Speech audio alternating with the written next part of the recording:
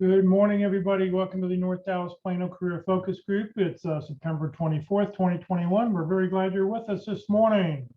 Our agenda today, we'll start out with success stories. I didn't get any emails this week, but maybe somebody out there has got a good story to share with us. Then we'll go to have everybody put their 30-second introductions into the Zoom chat window. We will then go to our committee reports, and then we'll hear from our speaker for the main event today, which is informational interviewing. For those, let's see here, looks like everybody's got their full name in there, so I'll just skip the following couple slides.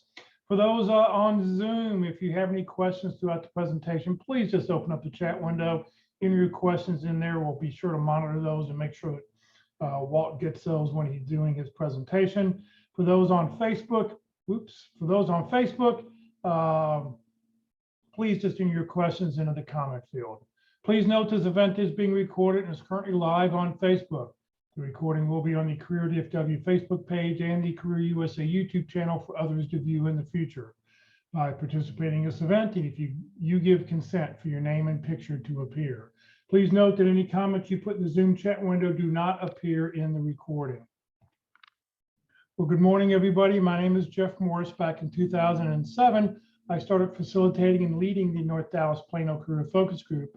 The group's been around since the late 1990s. I took it over after several different people have been leading the group in all those years. As somebody would land a job, somebody would volunteer to take it over, and I did. So I started that in 2007. In 2008, I started a website called careerdfw.org to help those who are unemployed in the Dallas-Fort Worth area. In 2012, I launched careerusa.org to help people outside the Dallas-Fort Worth area. I have written a book called What I've Learned About Your Job Search That You May Not Know. It is available on Amazon.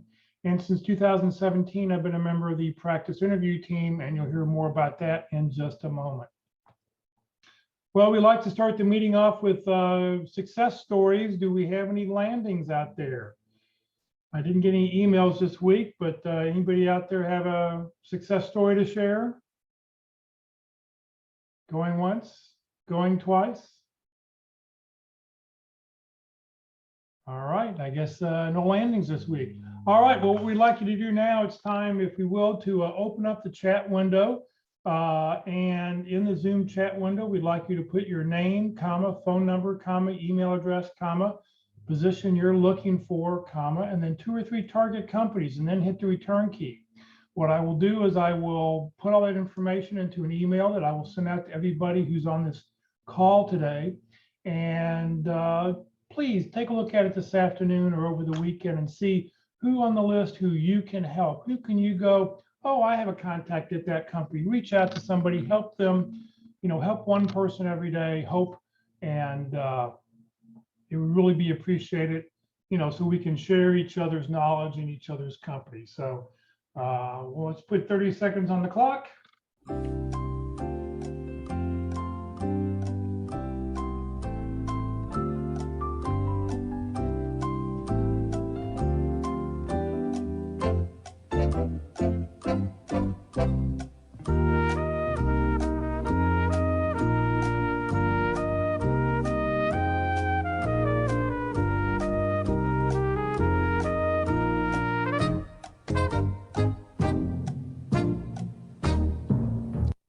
And for those people on Facebook right now, if you put your personal information in, I will copy that information and then I will delete it so it won't hang out there forever and ever.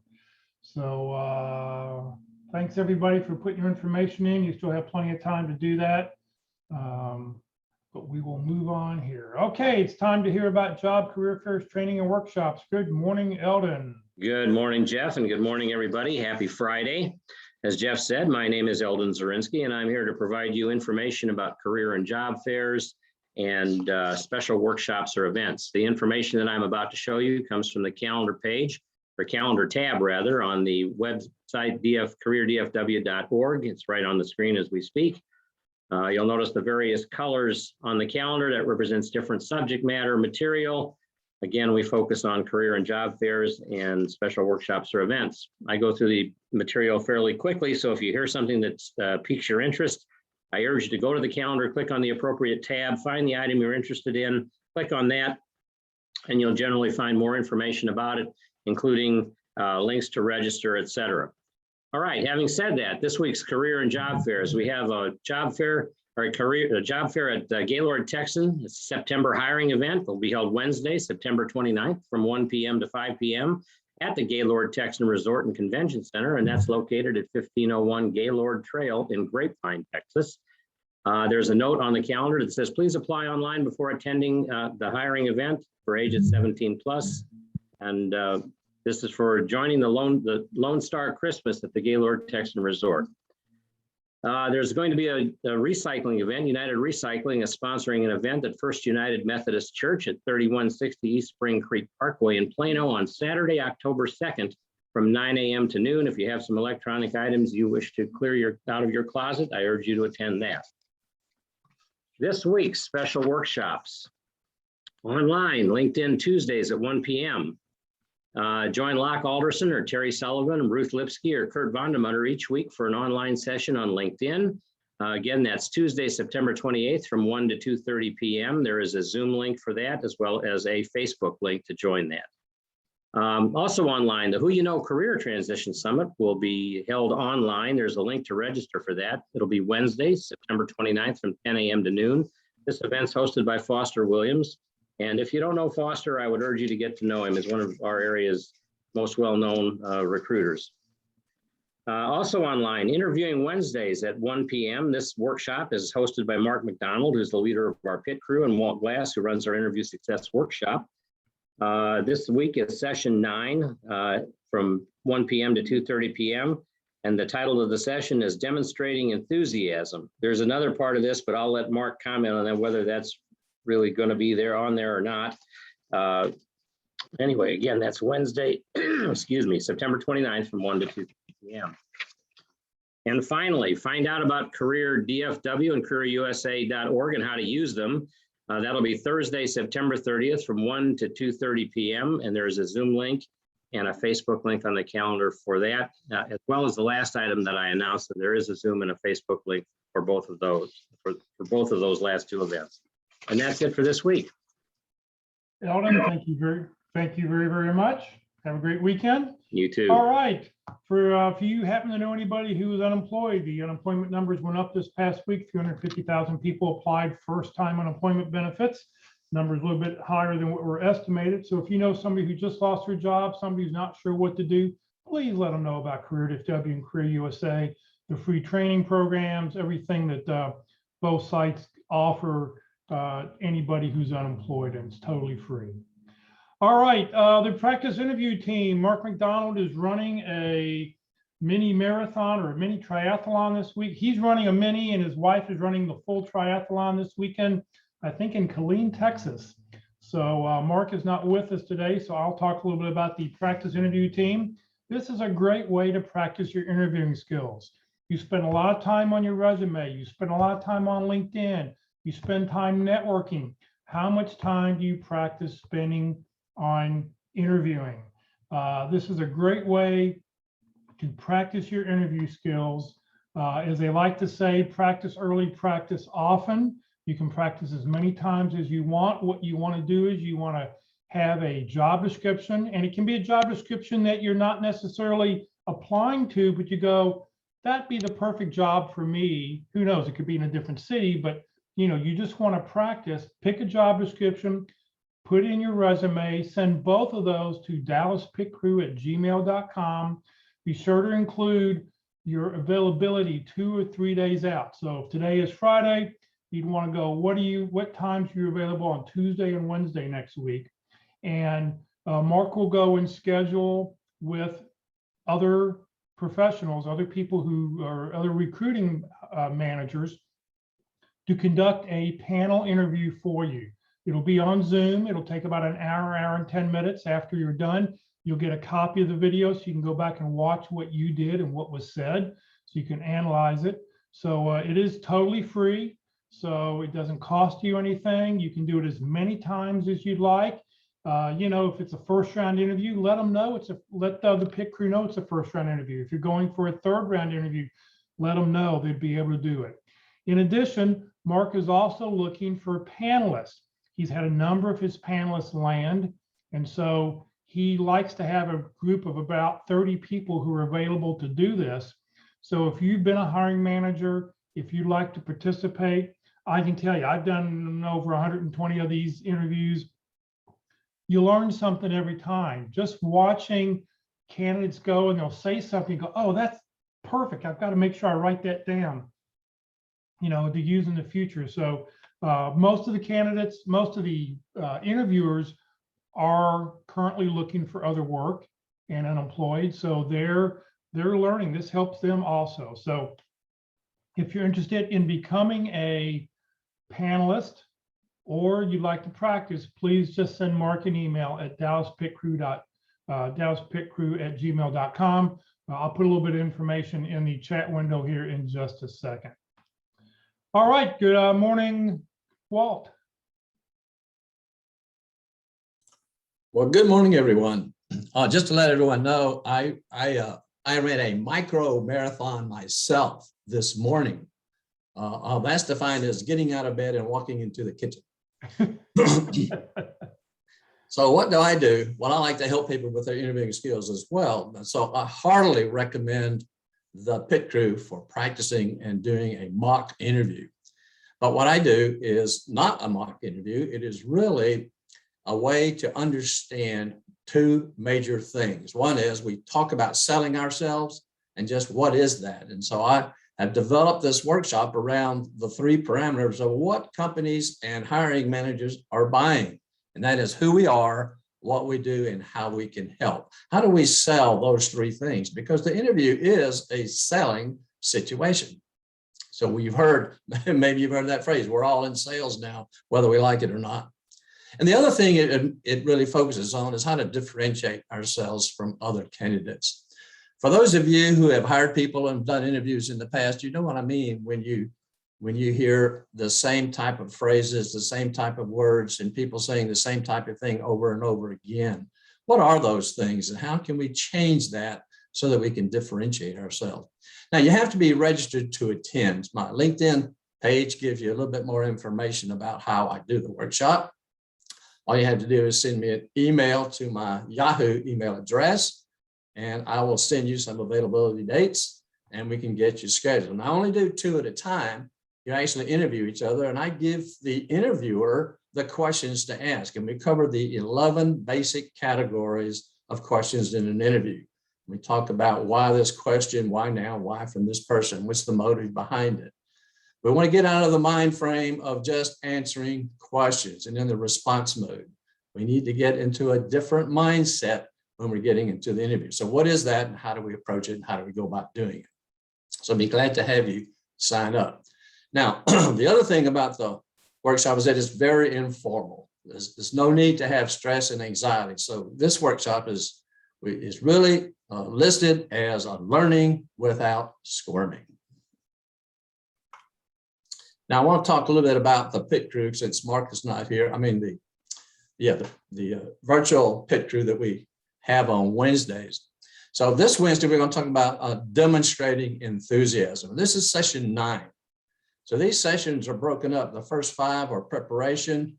The second 5 are actually what you do inside of an interview. And so this session 9 is really kind of in a sequence. It says, I've done a lot of the things that we've talked about in 1 through 8 in order to get to session 9. If you're in a mindset of, please God, help me answer these questions, when you walk into the interview, it's kind of difficult to be enthusiastic. So there's some prerequisites that we need to do so that we can show that. And if you don't jump up on the table and dance, you're not that kind of enthusiastic person, and you're like me, very introverted and quiet, then how do you do that? So we can show interest. And so we talk about those things and how we can do that in an interview. I can tell you this, there's a huge differentiation between people who show enthusiasm in an interview than those who do not. So I welcome you to participate on next Wednesday for that.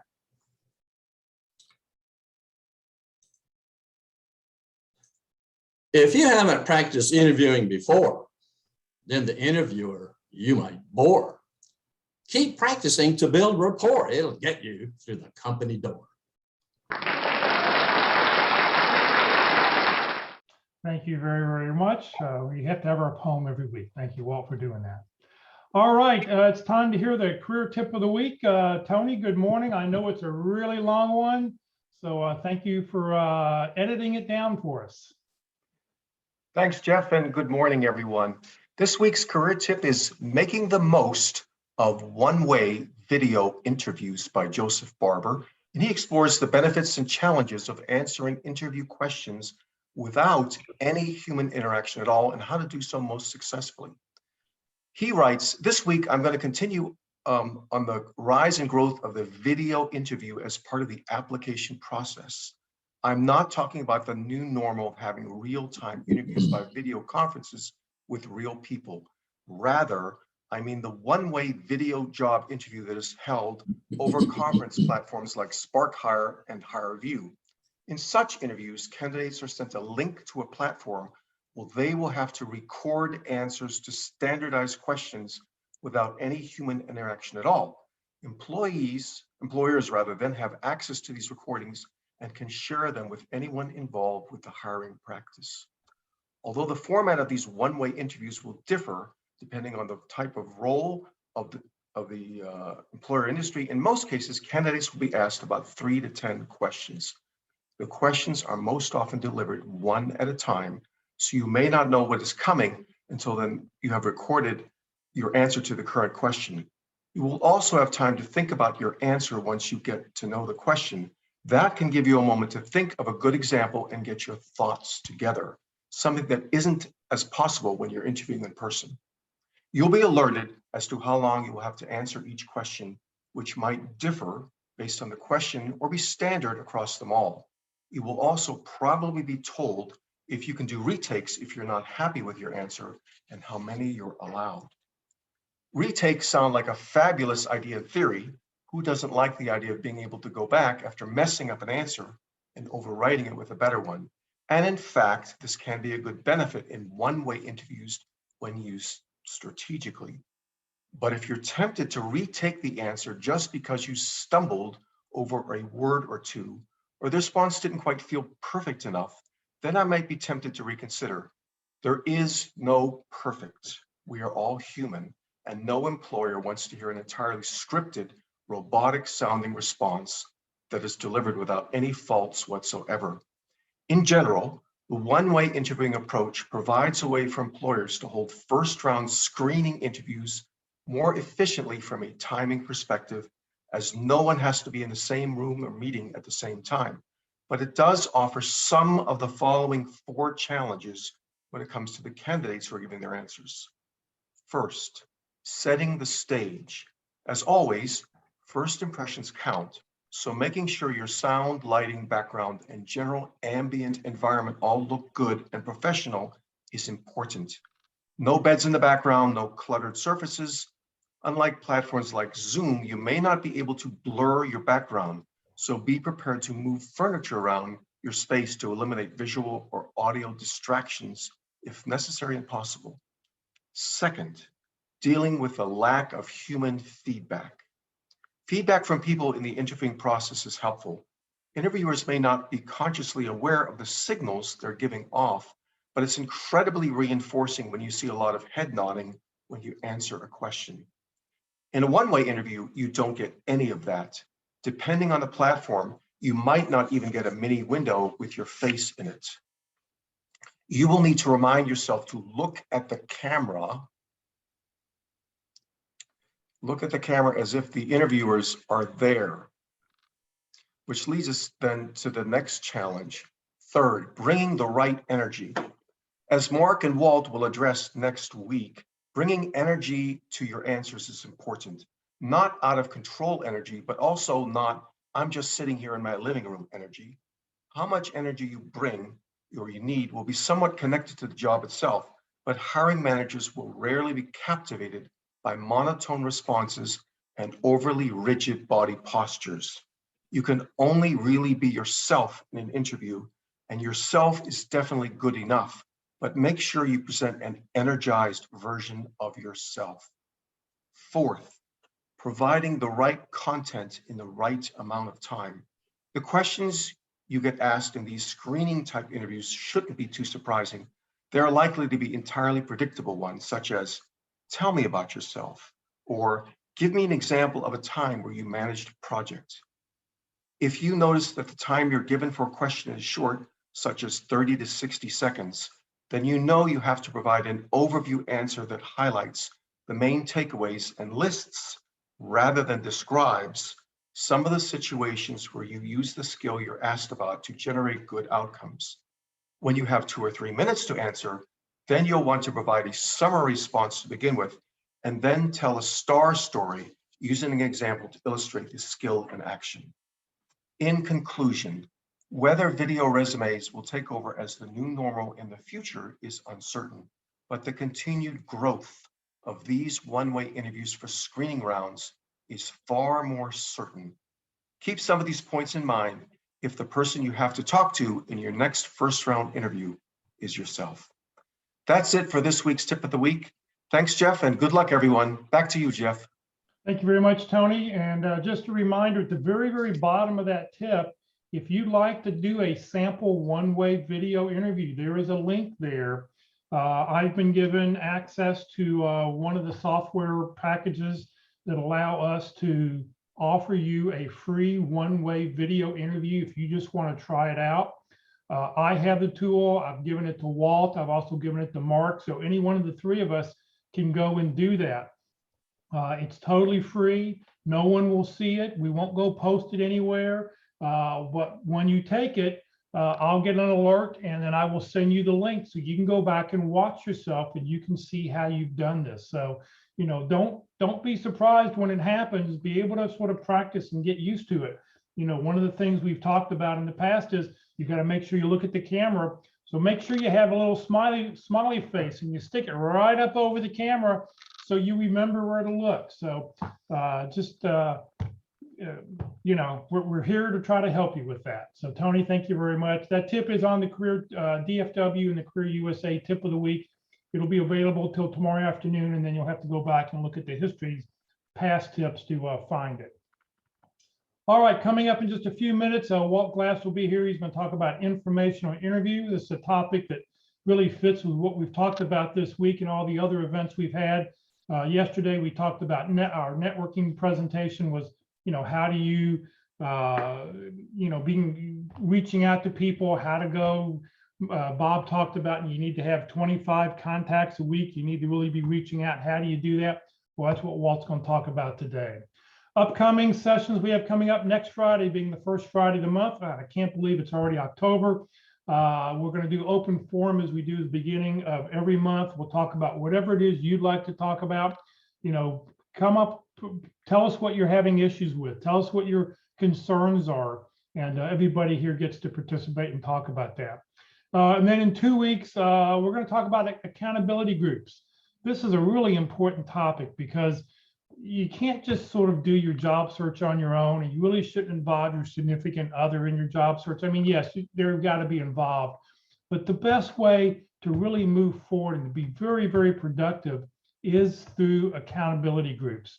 So I will have a speaker here in a couple of weeks to talk about how to start an accountability group, what you should do in an accountability group, what you should not do in an accountability group. So these are just some great, it's a great presentation. So please join us in a couple of weeks. All right, it's time for our main event. Everybody here knows Walt Glass. He leads the Interview Success Workshop. I mean, it's, you know, Walt's retired. It's just wonderful that people who want to give back and want to help other people. And Walt's been doing that for many years now. So he's going to talk about informational interview. Walt, thank you for being with us.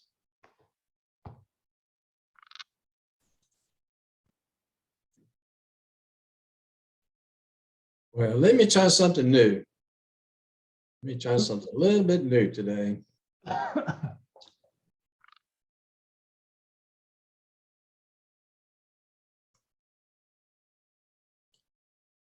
I hate it when the toolbar disappears.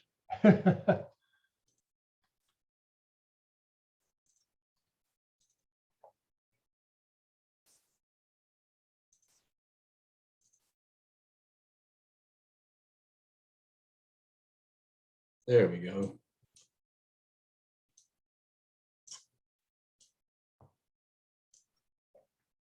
Well, let's talk about interviewing from the other side of the desk today.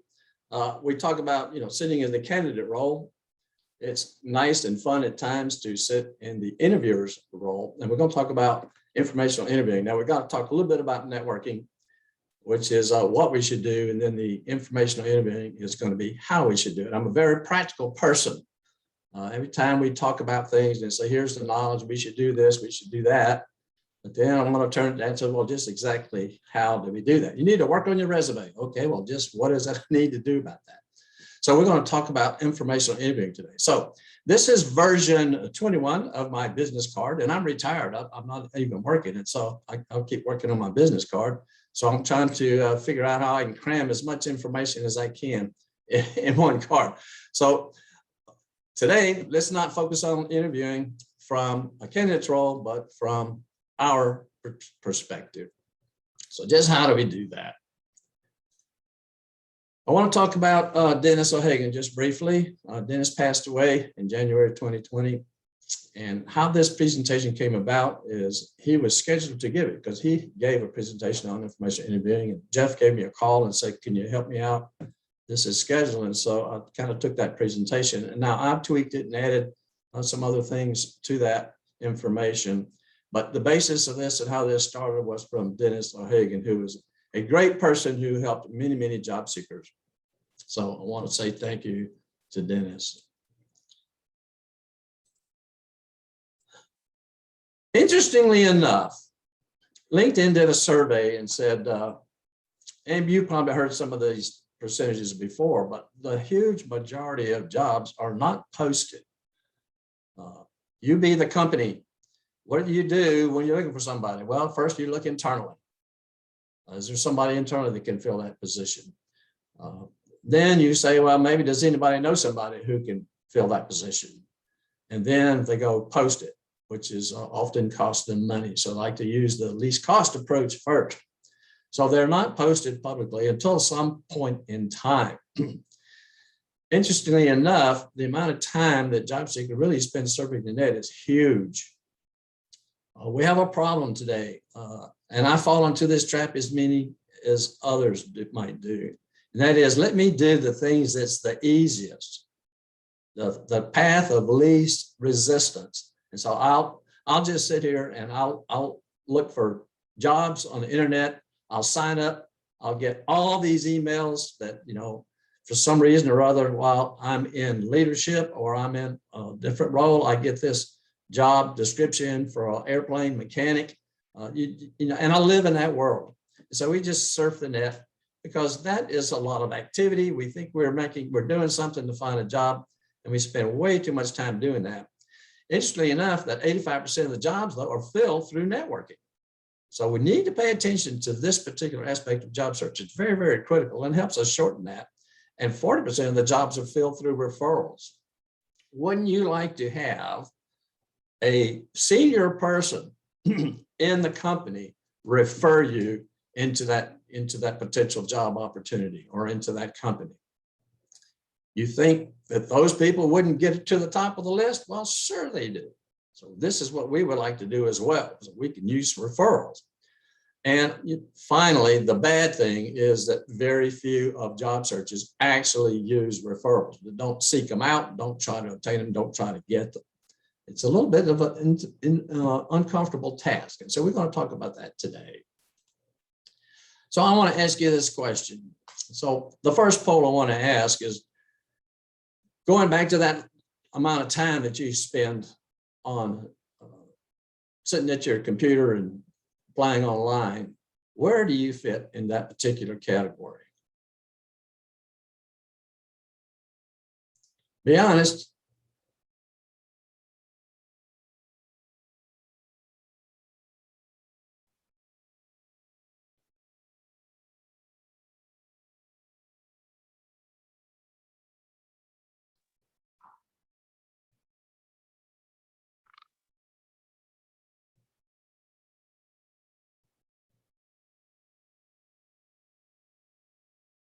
Well, just FYI, I think I built all three of these poll questions on one thing. So they're going to have all three questions built right together. I didn't mean to do that.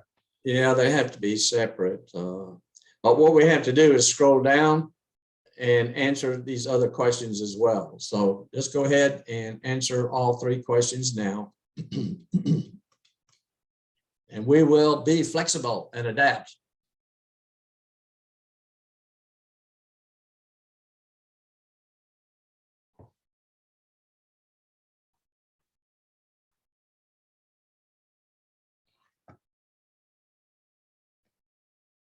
Jeff, I think we can bring these poll results back up again later to talk about the other 2 questions.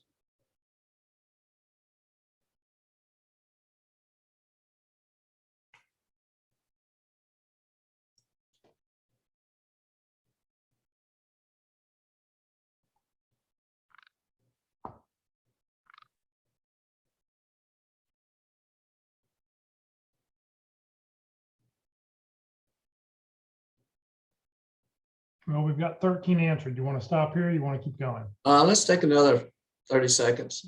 Okay.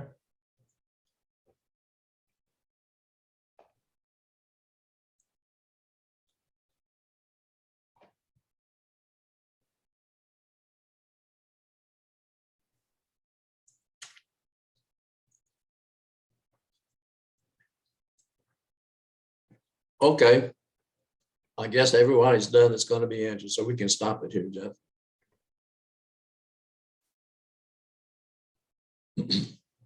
So I think everybody can see the results of this question number 1.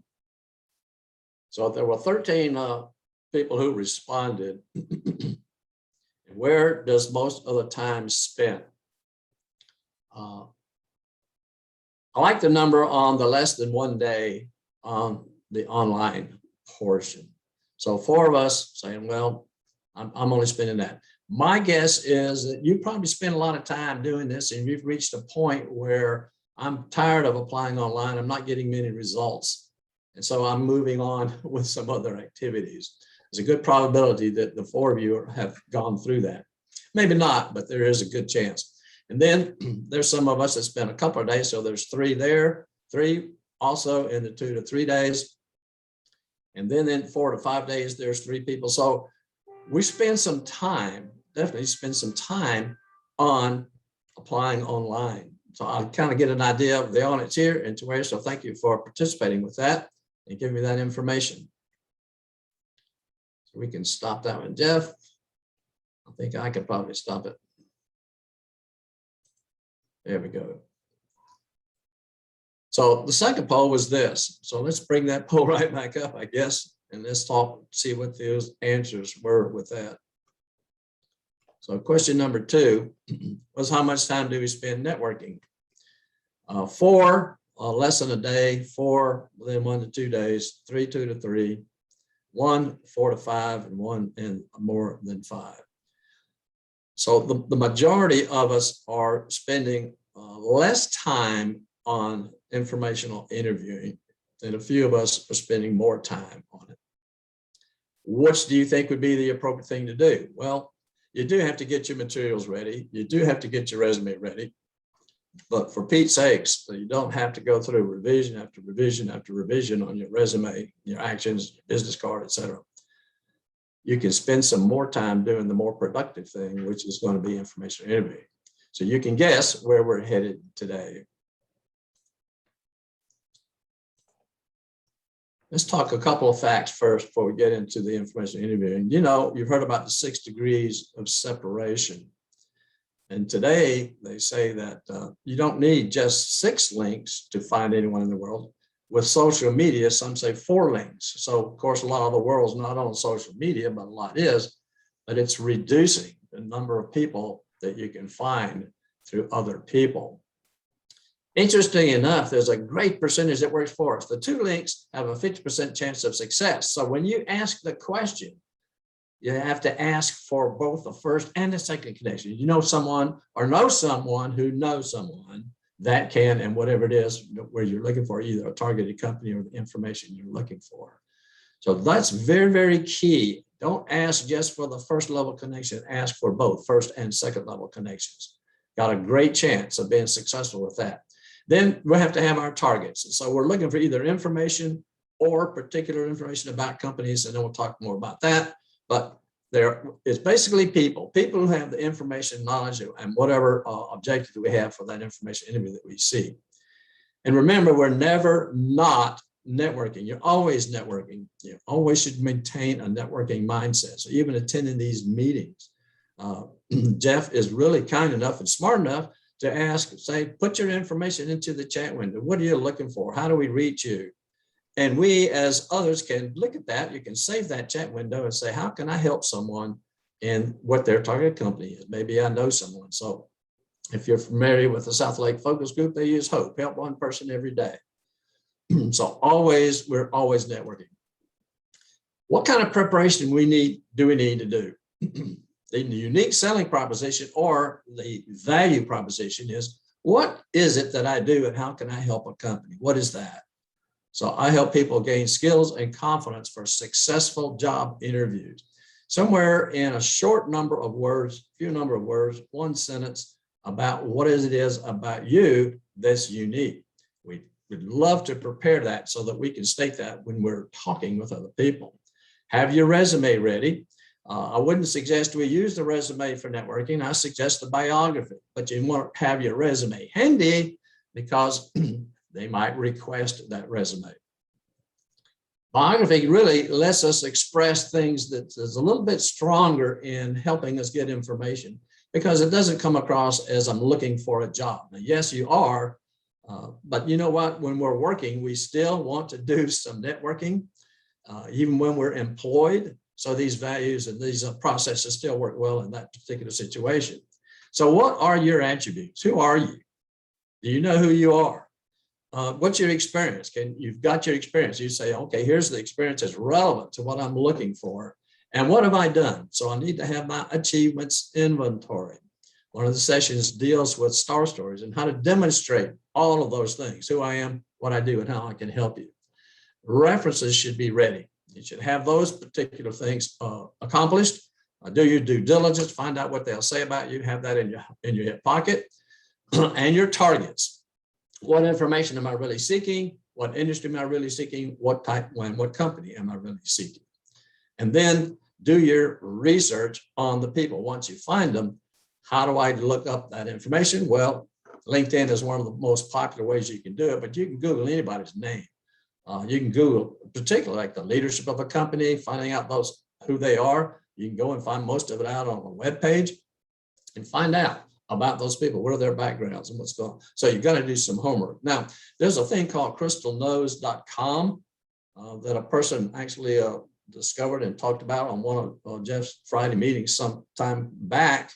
That says it uses a process of going into LinkedIn. And so if you want to know things about me, you would use Crystal Knows and go to my LinkedIn webpage to go through that process, and it'll give you some information about how to deal with that person.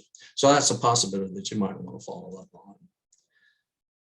For me, I'm going to say networking, and that's a mathematical symbol. The three lines for an equal more equals relationshiping. So let me define what I'm talking about between contacts and connections. So a contact is what many people are on our LinkedIn connections. Now, LinkedIn calls them connections. So I'm going to use a different definition. A contact is someone we know very little about, or they know little about us. And it's key. You know, we used to say it's not what you know, but it's who you know. Well, today it's who knows us. That's the most important key now, is who's out there that knows us. But if you look at all your contacts list, how many of them do you have a relationship with, or do you know? Not very many. Connection. Well, now someone with whom we have a relationship. So I know Jeff. Jeff is no longer a contact. He's a connection with me. We've spent a lot of time together over the past few years. So we do have a definite relationship. We're kind of in the same business. We have common interests and connections. That is what we call a connection. Well, what about this? What can we do with our connections? Well, let's rate them. And there's a couple of parameters for rating. If you want to put a little table together, what do they know about us? There's the character, the experience, and the value. Those are disguised. I am, I do, I helps. they know who we are, they know something about our experience, and they know what we can do for a company. So highs have significant, medium, some, and lows have little knowledge. So I like to take my list. So, you know, on the LinkedIn page, you can download all of your connections. You can prioritize those, go through them and say, okay, how would I rate them? A's, B's, and C's. The next thing I want to do is, yeah, they may know about us, but how willing are they to help us? So high are those that'll be happy to help. Mediums, yeah, they'll provide some help. And low is no help. Once we get that done, then we can go back and say, all right, here's my prioritized list of connections. The A1s, the A2s, and the B1s, and the B2s. They know a lot about us and are happy to help are the ones that we want to start targeting. And that's where we're going to get the biggest bang for the buck. Who are those people? Then once we start building our connections list, we want to continue to expand that list. So look at your connections, look at their backgrounds and say, whom do I want to build a relationship with so I can start moving them from the contact to the connection world. Let's talk about referrals. All right, so someone's given us a referral. What do we do next? Well, there's things that can happen. One is they'll say, just tell them my name. Jeff may say, well, Walt, yeah, I know this particular person. Just give them a call or however you want to contact them and tell them, give them my name. That's a cool call. The warm call has a good, better, best to it. The good ones are when the referral says, oh, let me introduce you to this other person. So I might send an email. Maybe you've seen that or done that yourself, where you say, send an email to both the connection, their connection, and to me. And it says, hi, I'm going to introduce yourself to each other. And they kind of do that. And then they kind of step out of the picture saying, okay, you guys get together and do it on your own. So that's one, that's the better. Then the best is let's get together. We'll have a meeting. Maybe it's a conference call or a Zoom meeting or something to introduce ourselves to the other party. Then there's the hot call. And I have a person, we use Jared as an example. Jared works for, where does he work? I forgot. It's an airplane company. What's the airplane company in Fort Worth? L3, No. Lockheed. Lockheed. Yeah. Thank you, Jeff. He works for Lockheed. And so when I get a person who's interested in Lockheed, I send a little note to Jared and say, Jared, here's a person, here's a little bit of what I know about them. They're interested in finding out some information about Lockheed. I'll send him a note maybe in the next day or so later and say, did you have a connection? He said, oh yeah, I've already called them. I've already contacted them. He doesn't wait for the person. And interestingly enough, Jared came through the workshop, did several sessions with the workshop, did several sessions with the pit crew. He's been here, he's been through this stuff. He knows what it's like. And now he likes to give back and he likes to help people. But he's one on the hot calls. That would be the best. Perseverance is required in this because this is like a lot of other things. You have a funnel, you have a lot of people, and you're trying to get through that funnel, and you just have to persevere through this process. Now's a good time to talk about the parable of the sower. So in Matthew 13, there's a story, a parable. And so funny went out to sow seed. Some fell on the path and the birds ate it. Some fell on rocky places. They started going up quickly, but not without much soil. It was shallow and ended up, the plants were scorched and they withered because there was no root. Others fell among thorns, they were choked. And then some fell on the good soil, which produced a crop and got many times the value from that. So what can we take from this parable? There are people that when we talk about them and maybe ask them for information or whatever, they hear what we're saying, but that's it. That's the hard ground. The stony ground says, yeah, I'm kind of interested and I'm aware of it, but I really don't do too much. The thorny ground hears, but I'm really busy. I don't have time. And then the fertile ground takes actions, reaps rewards. So holy cow, there's 4 of these listed and 3 of them aren't fruitful. There's only 1. So there's that funnel. We gotta use that to get down to the fertile ground. Now I want to flip that. I want to flip that for a second. I want to ask you this question. What ground do you represent? So are you the person when I put my information out there in the chat window and it says, gee, I'm looking for these target companies, and am I a hard ground person? Am I a stony ground? Am I a thorny ground? Or am I fertile ground? So we might look at ourselves. And why do we do that? Helping others is one of the most instrumental ways to build rapport, build relationships, is helping them first. And we'll talk about that. So remember, always nurture your network.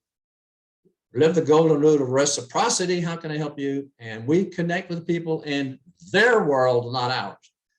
Almost every conversation we have with people, we would like to start with them first. So that's about networking. Remember this, build the relationships, ask for assistance, and offer to be assistance always. Those are the keys. So let's talk about now we get into the informational interviewing. So we know that we need to network. We know we need to spend more time doing it. Just exactly how do we do it? So we're going to do it through informational interview. So let's talk about what it is, why we want them, what keeps us from doing them, and some of the steps of going through that process in the informational interview.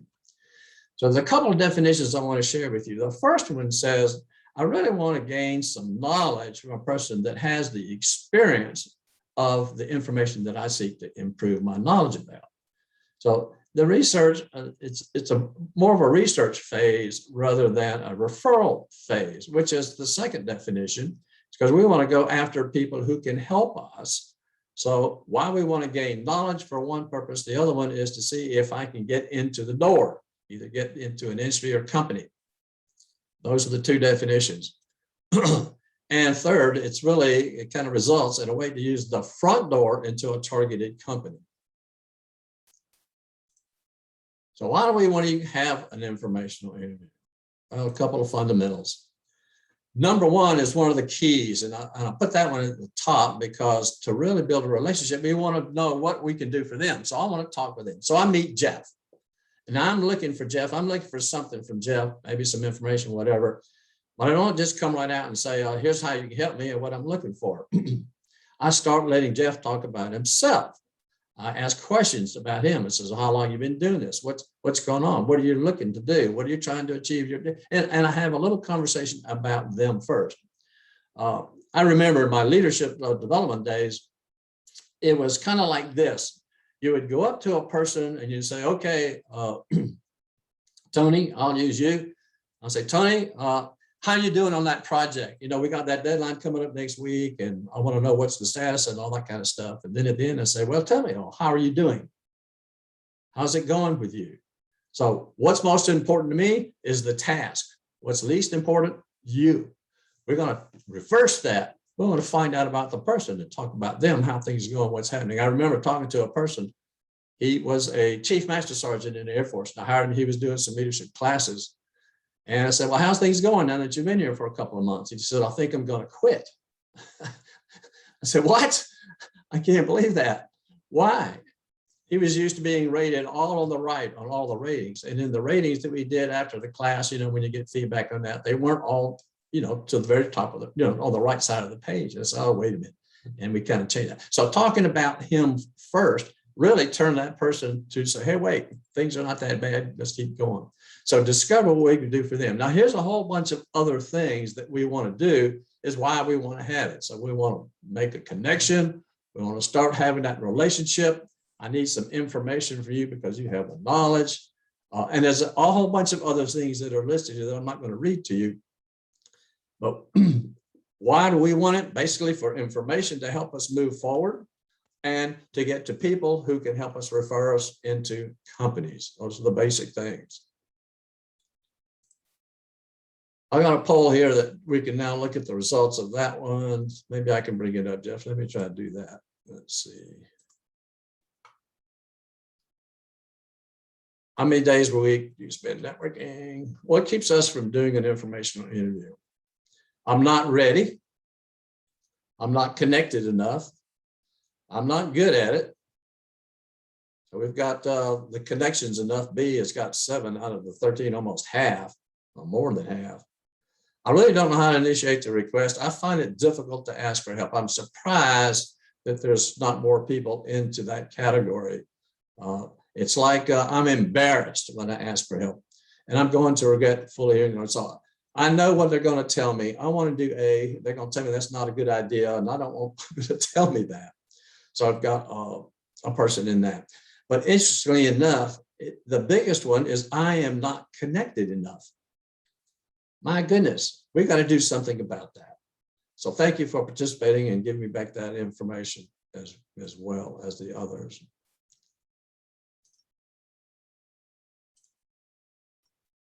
Here's what I found over the history, and I've done a few, and I'll add these results to it.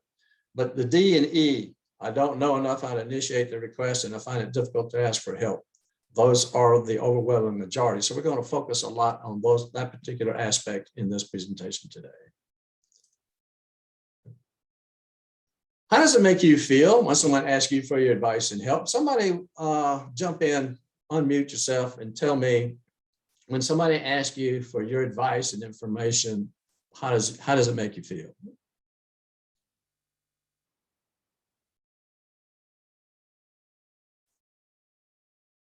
Anybody awake? Yeah, hi, Walt. What's going on? It makes it feel like it's positive. You view it as a positive because they want your expertise, and people are willing to share their expertise with other people. Right. So it's a really, I can remember many times I can't get myself heard. People are not listening to me. I'm trying to help them do some things and I give some suggestions and things, and nobody does anything about it.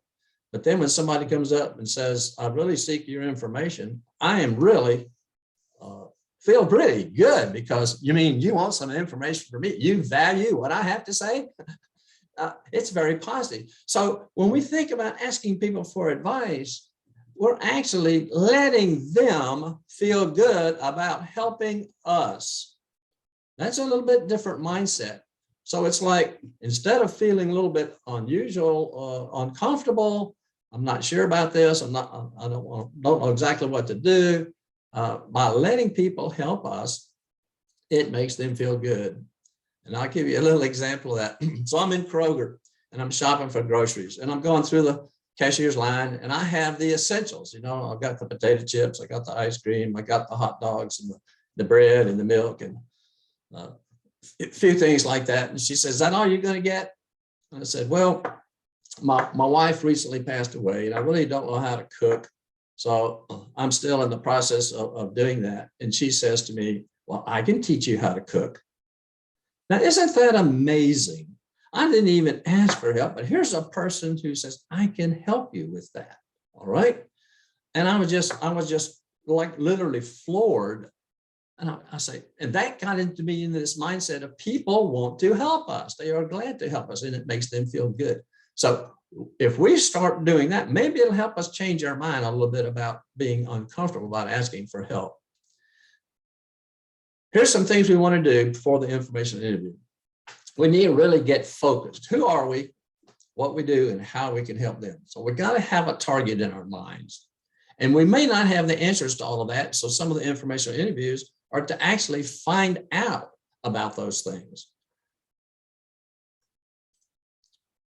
What information do you want? So we got specific information in a target. This is very important. We want to use a shotgun approach here. We want specific things. And we got to find out, all right, who are the people, what's the company, what's the industry, what's the competition, all this kind of information to tell us, all right, where does the information lie?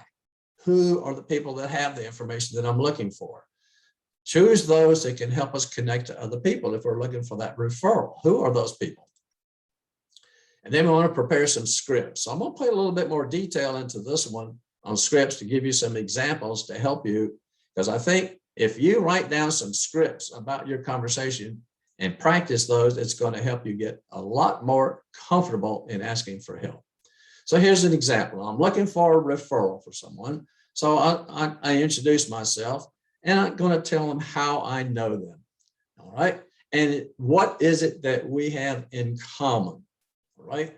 This is important. That's why you want to research people and find out what is it that we do in common. Maybe it's We have the same interest in the experience that they have, whatever it might be. But we want to tell them what that is when we can start with that conversation. So I'm interested in, and this is kind of the information that I'm looking for. And specifically, I'm looking for who, the people, describe the target people. I'm looking for people who have information in and how to interview. I'm looking for people who know how to do resumes. I'm looking for this specific information, maybe in an industry. So I want to describe the people who can provide the specific type of information that I'm looking for, and maybe any additional information. Then I'm going to tell you why I think you can help me, what it is about you.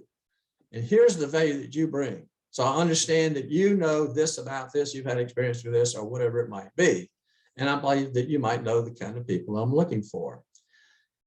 Telling a person why you value them and their information is very, very key to being successful in this getting a referral and getting some information from them.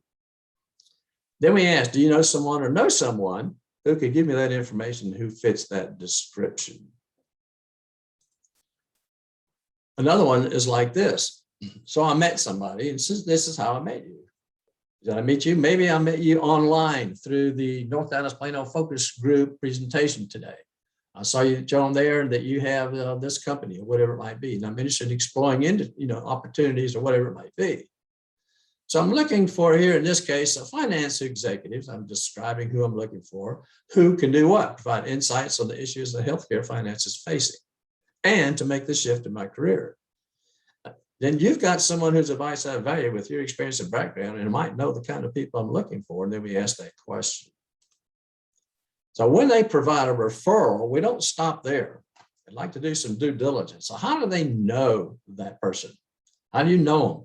Why do you think they'd be a good contact? What would you best recommend is the best way to contact them? Would you be willing to contact them and see if they take my call? That's called warming the call, right? That's the good, better, best thing that I was talking about earlier. Can I use your name? Whatever these questions are, they kind of find out, you basically want to find out what's the relationship between that person and the referral. All right. Anybody else? All right. We can also ask for a second contact, not just one, but more than one. And that's important. If you can find two, and then you talk with them and find two, and you can, this becomes a factor of 2 exponential, you can really reach a lot of people. And we find that most jobs are in right around the 4th, 5th contact. The person who knows somebody who knows somebody who knows somebody, the jobs are found 4 levels down is the highest percentage. And then we want to ask them, what can I do for you? So in that conversation, when they're talking about them, they may have something that comes up and says, well, I know that you're in this particular industry. What's going on? Is there something that I can help you with? Always want to ask how we can help people. Now, here's something that I really have. It's one of my pet peeves. I help people. I try to give them some information, and I tell them, here's who I know. And I get an email back and says, thank you. And that's the last I ever hear about it. I don't ever hear what happened, what goes on. Did they meet with the person? So be sure to follow up with a connection. Tell them the value of how that helped you. What happened with the results of that? Thank them for doing that. You're still building that relationship and maybe future connections as well. So be sure that you get back to the person who gave you that referral and let them know the results of that. Now, if they don't give you a referral, go ahead and thank them. And now there's some advice or options that you can look at. One is, how would I go about with my next steps? What advice would you give me? What would you do? Things like that. So you can still try to get some information from them that could be of value to you. And I really appreciate your time, and how can I be of assistance to you? Just offering is different than not saying anything at all, even though they might not ask for it. I talked in leadership development, and think it applies here, about when an employee or a person is in a situation and you find out something about them, look for something where they can use some help from us. One of the worst things that I don't know if it's worse, but when I go up there and I tell you, say, well, listen, Jeff, I know that you're going through a transition here, but look, if you need any help, just call me. All right. So Jeff he's gonna give a list of things. He's gonna call me. People don't do that.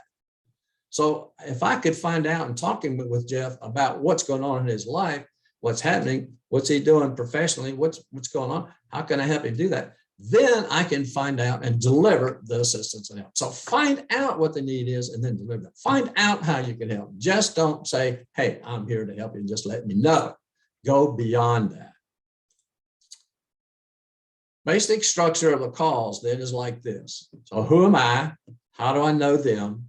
Why do I value them? Here's what I'm looking to do, what I'm looking for. What am I trying to talk about? I have my questions prepared. And I want to know how long I want to meet them. Explain that I'm not contacting them to ask for a job. So this is important because if you walk in and say, I'm looking for a job, here's my resume, can you take it to somebody? That's not a very, very effective approach. So what you're looking for is information, not a job. And then suggest 2 specific meeting dates and times. Here's an ineffective method. Tony, well, you and I ought to have lunch one day. Yeah, we should. And then that's the end of it. And we never have lunch. But I've said, Tony, are you available for lunch on Tuesday? How about Thursday? And I get a specific date. This is important for us to do with this request. Give a couple of options in the next step. Perhaps now is a good time. So here's a couple of approaches that I'll talk about. So we got this soft referral where it says, just use my name, all right? So I was speaking and he suggested that I contact you.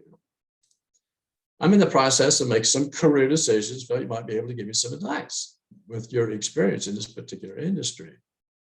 I'm just looking for a brief meeting and I'm not really asking for a position. My goal is to get some advice from you and some insights into the marketplace. Would Tuesday at 10, Wednesday at 2. So here's an example script that you can use with a referral when you have that. So what are the key words in this script and what in this request? And see, so here's the fundamentals, and here's the basics. Career decisions, value of advice, brief meeting, advice again, insight, all right? Those are the key words. So if you want to prepare a script, we want to try to use these key words in all of our scripts. So here's something with no referral. It still has these key words in it. How did I find you? All right. I'm in the process, and it is basically the same type of information that I gave in the previous one of why. But it's that first sentence that is a little bit different than the other ones in that introductory thing. So write these down. You're making some career changes, decisions. What's the purpose and goal?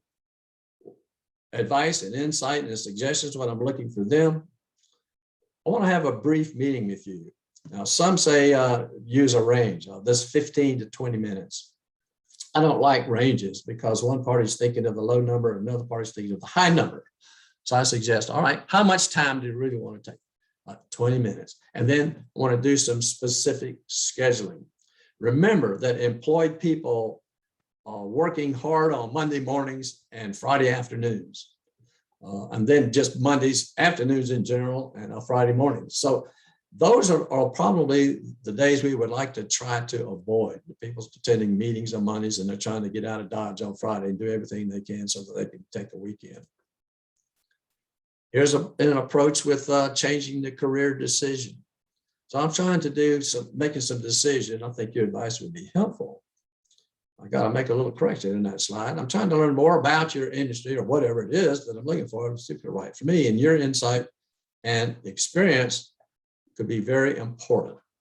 I'd like to take about 20 minutes of your time and then I specifically ask for it. These sessions are going to be recorded. You can come back and look at these later so that you can get some more information, but I strongly recommend these are some introductory scripts, things that you can use that you need to tailor and fix for yourself. I'm changing career direction. It's like the first sentence that really changes a lot of these things. These sentences are almost all the same. They have a little bit different content depending on what your target is, but it's that introduction. So what am I looking for? Where am I? What am I doing? What's that purpose? The advice. So I'm looking at career change on a meeting. I'd like to share my strategy with you and hear any suggestions you might have.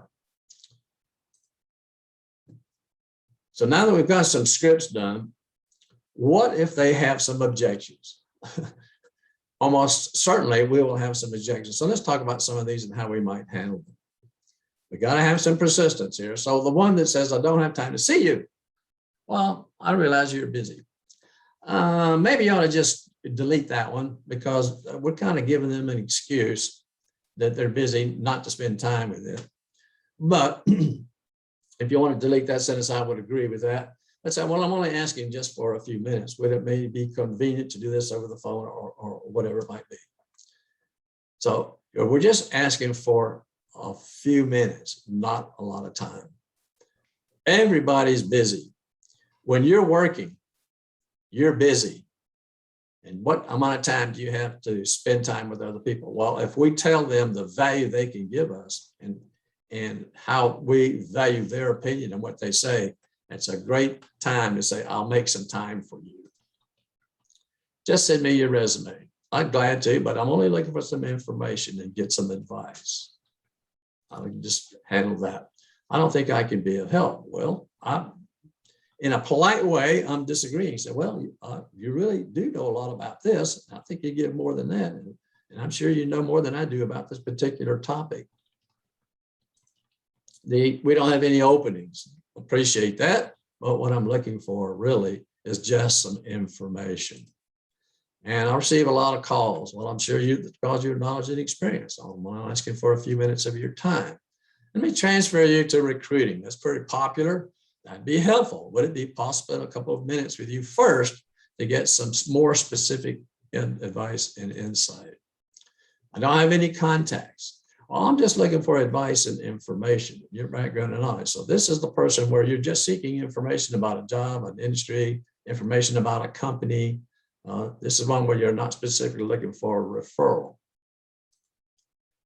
Now that we've got that, what are your questions that you have to prepare for this 20-minute session? Critical preparation. So how many questions should we prepare? Suppose there's 20 minutes. I would at least have 10 questions. I don't know what your average length of time might be, but if you say, if we talk about things for about 2 minutes, then I can ask only 10 questions. But sometimes these information interviews go longer. There's interest, there's conversations started, and that can happen. I want to be very specific about honoring the time frame. And that comes up on another slide, but it might be extended. So I better have some more questions prepared in case. Be very thoughtful here. What specific information do I need to know? And what questions are going to get that information about that? How can I ask questions? What's the fewest number of questions I can do? 20 minutes is not a very long time. Prepare those in advance.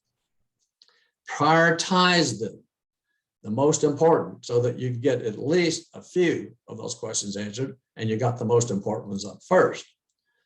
And at the end, we're always going to include, how can I help you? Be prepared for an interview. Some of these sessions will morph into hiring interview. You start talking about, they tell you about the company, you get information about that. And you might ask a question. Suppose I'm looking at a particular company and they're in that particular company and I'm looking for some information. I'm not using them for a referral right now. I'm just trying to get information. And I start talking about some of the issues and problems. A lot of times these things come around about, well, tell me about you. Now that you can ask questions about them, well, what are you doing? And then we can talk about, so, well, here's what objectives, what I'm trying to do and look for. And next thing you know, this turns into a hiring interview, or you should talk to somebody, or let me introduce you to somebody else. I think you could help us here. So be prepared to start answering some of the interview questions, for the interview. Tell me about yourself. What are you looking for? Where are you looking?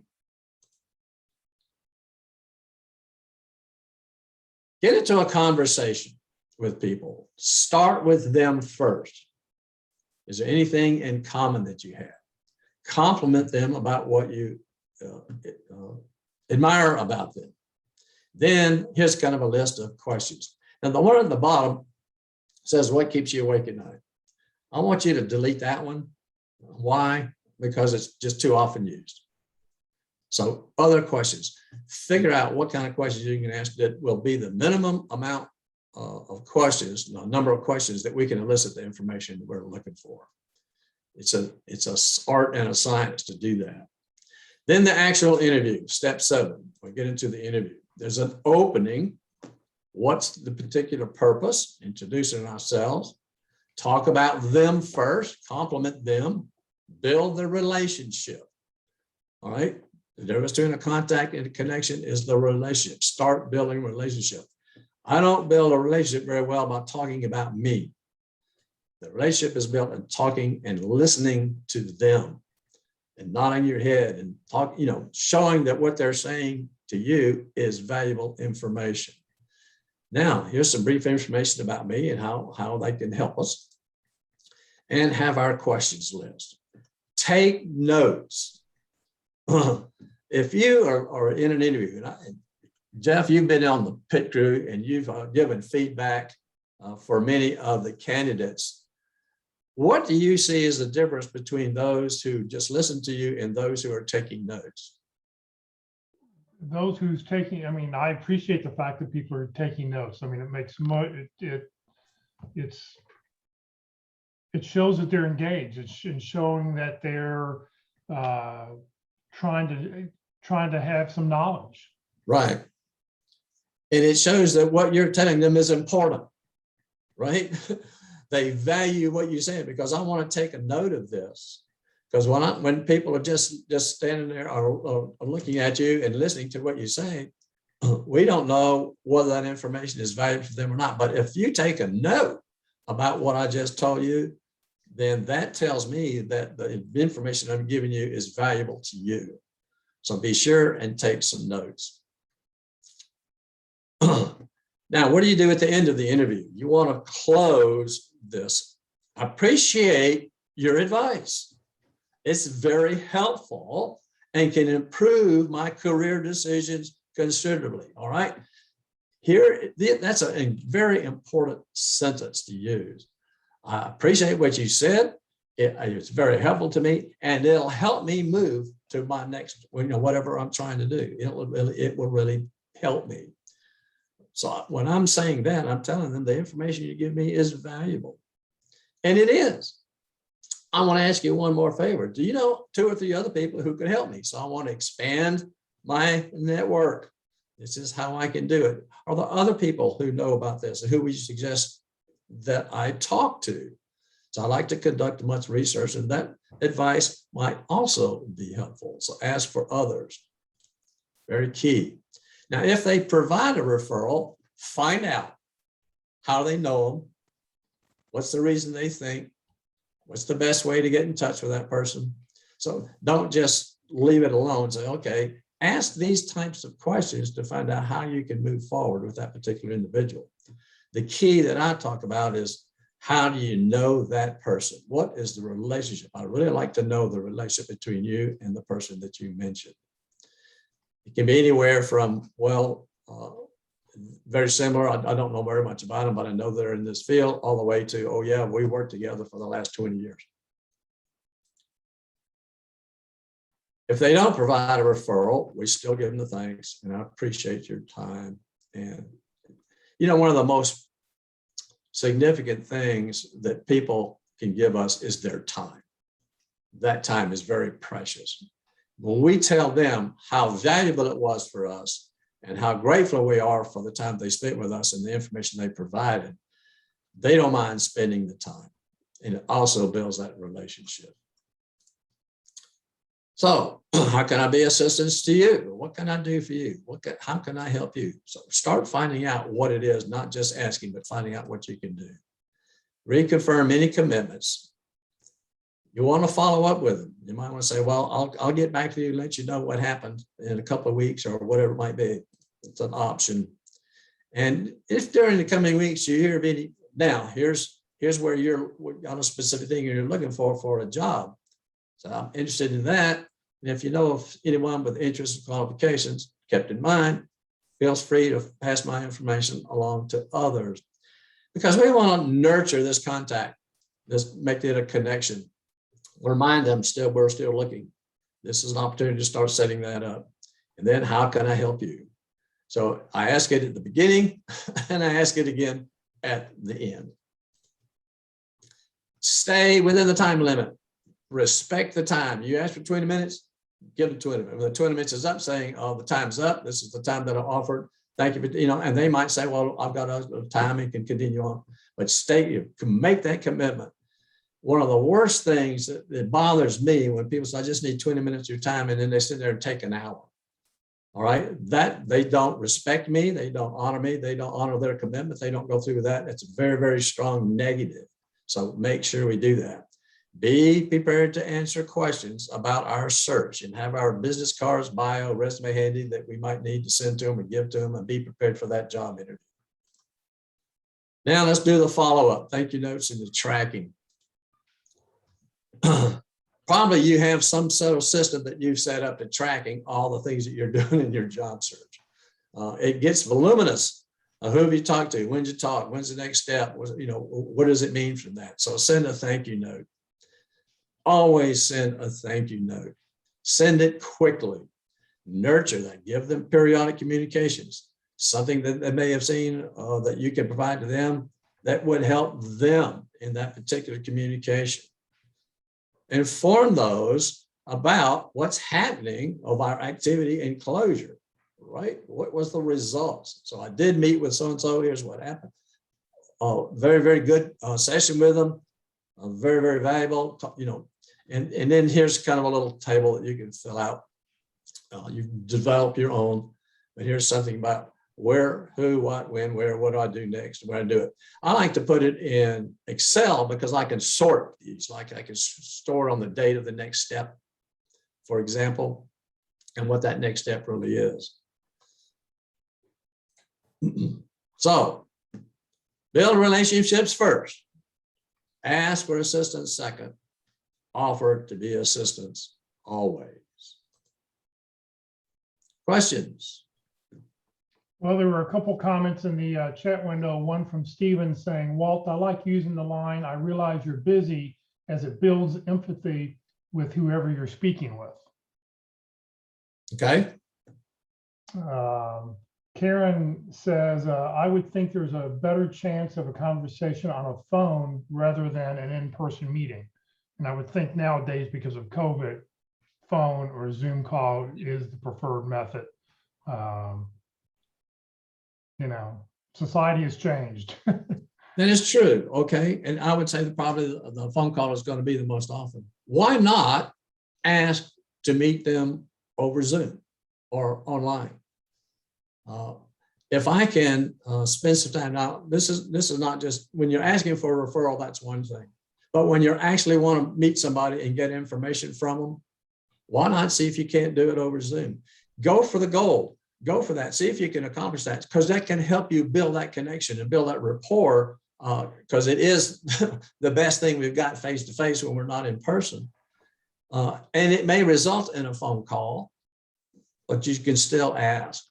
Yes, I think that probably most of it will be through phone calls, but don't just assume that you got to use the phone call. If anybody else has a question, you're welcome to unmute your mic and ask away.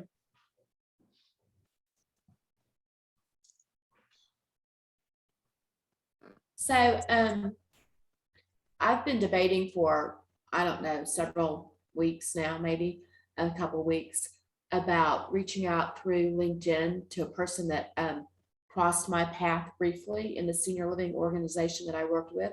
He worked there for a couple of years as well. He's gone on to other roles in other parts of the country.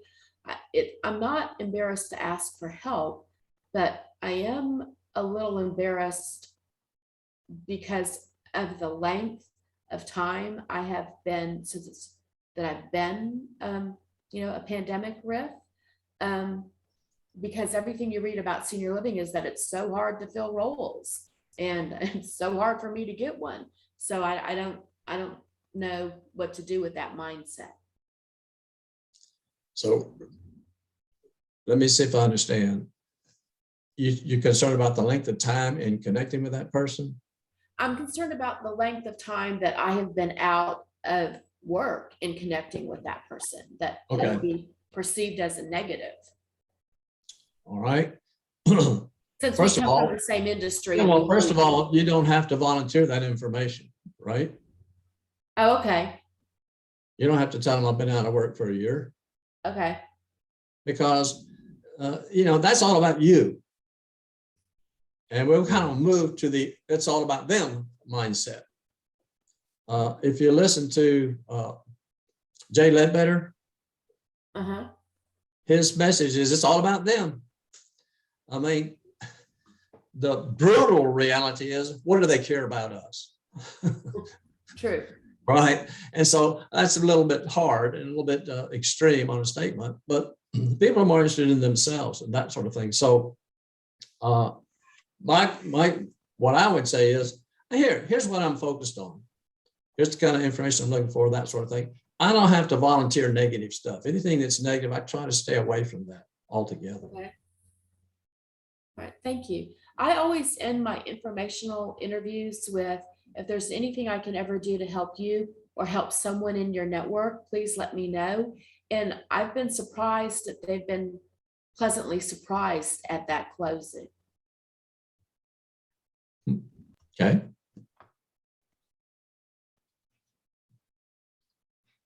Anybody want to comment? You don't have to just ask questions. You can also make some comments like Deborah's talking about. For a minute. Yeah. Hey, Walden, that thing is kind of like a differentiator. If you ask, what can I do for you? Or is there anything I can help you with? People all go like, oh, wow, they're surprised and they're pleasantly surprised. And that makes you stick out as someone who's thoughtful.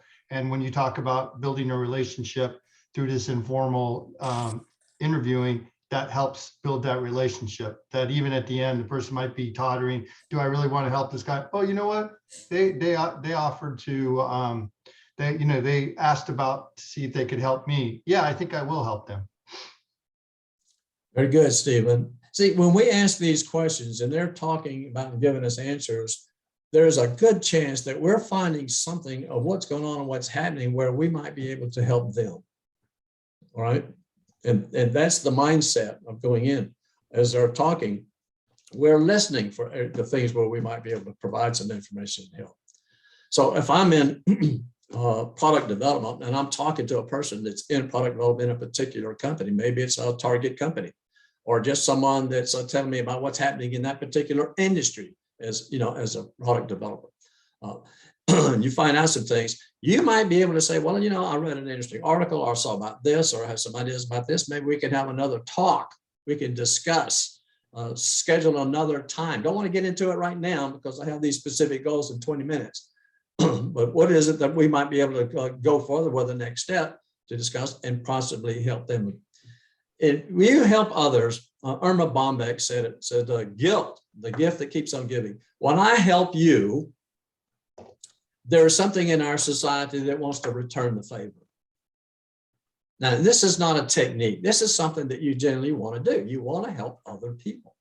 You like helping other people. Most people enjoy that and do that. So when we help them, that's the time when we start building that relationship. They see our relationship as a valuable win-win. Good comment, Stephen. Yeah, Scott, I saw you could have unmuted your mic. Did you have a question or a comment? Can you just go back one screen for a minute? Maybe another. To the grid. Yeah. Want to take a screenshot? I was thinking about it. Hold on one second. Well, and that's only really part, because remember at the very beginning, he talked about you need to classify everybody with 1, 2, 3 and ABC. So, Yep. There's 2 more columns you need to add to this list. Who the person is and what, how valuable are they? Your contact names could have a priority on that column. And you might put that A1, B1, et cetera, column inside of there to say, this is where they fit. I mean, because that's probably where you did your original sort from. You came up with names and then you Right. gave them a classification, then you sort it down to this list. I mean, you can go hide columns also once you get down to your A1, A2 list. Okay, thank you. What? Go ahead. Any other Yes. comments or questions from anybody?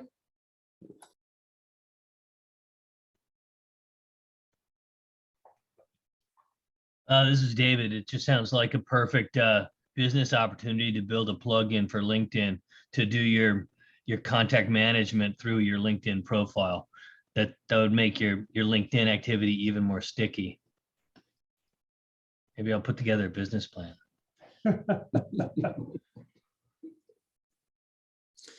Well, learn how to download your list, your connections. If you don't know how to do that, take a look at your LinkedIn connections and then start doing that ranking process. Yeah, I made a note to try that out. Yeah. Thank you. I think that navigation may change from time to time. But there certainly is a way to do that. And you can even ask, how to download your connection, because you can download lots of things, a lot of the information that's in LinkedIn if you're not aware of that. Awesome. Thanks. Yeah, one of the things when you download it is, for example, is when did you make that connection? And if you had a message, you can download messages as well. And so two that have gotten over you- 300,000 miles. Wow. Okay. My Jeep, the end, well, ungrateful thing, 300. I guess we need to mute Scott. Yeah. Okay, thanks, Jeff. All right. Well, thank you, Walt. Great information today. Thank you very much for your presentation. Coming up next week, we're going to do open forum. So we'll talk about whatever question is you have about your job search. If you have more questions about information interviewing, about networking, whatever it is, bring those questions next or comments. Bring those with you next Friday morning to our meeting. If you have not put your 30-second introductions into the Zoom chat window, please do so.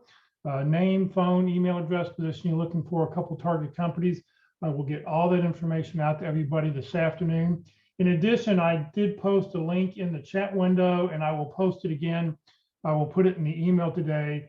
There's a 4-page handout about information interview that Dennis Ohagan put together that he used for many, many years. And we'll include that. If you haven't downloaded it yet, we will include that link in the presentation, so you can, or in the email this afternoon, so you can have that information with you. I find it very, very helpful when I do informational interviews. Career DFW and Career USA, we're putting on training 4 days a week. Next Tuesday, Terry Sullivan will be with us to talk about how to create a LinkedIn brand that tells your key contacts who you are, what you do, and how you can help. The event will not be recorded. You will not be able to go back and watch it after the fact. So if you want to see it, you do need to see it live next Tuesday at 1 o'clock. Every next Wednesday for Interviewing Wednesdays will be on session number 9, how to demonstrate enthusiasm. And then next Thursday, being the 5th Thursday, we're going to have a special event. Instead of talking about resumes or networking, I'll do my presentation on how to find out about Career DFW and Career USA, how to use it in your job search. We'll take a look at the websites. I'll point out some things that are on the websites, and then I'll share some of my top career tips at the end of the presentation. So this session has been recorded. It will be on the Career DFW Facebook page and the Career USA YouTube channel. On the YouTube channel, click where you see playlist, and then down below up will come resumes, interviewing, LinkedIn, North Dallas Plano Career Focus Group, networking. Pick whichever list you want. Don't click on the video, but click down below where it says view full playlist. And what will happen is up will come a list of all the different topics and titles that we've talked about in chronological order. And you can go back and watch any one of these events that you'd like to see. So thanks for joining us today, everybody. Have a great weekend, and we'll see you next week. Thank you, Walt. Walt, how are you feeling? How are things going?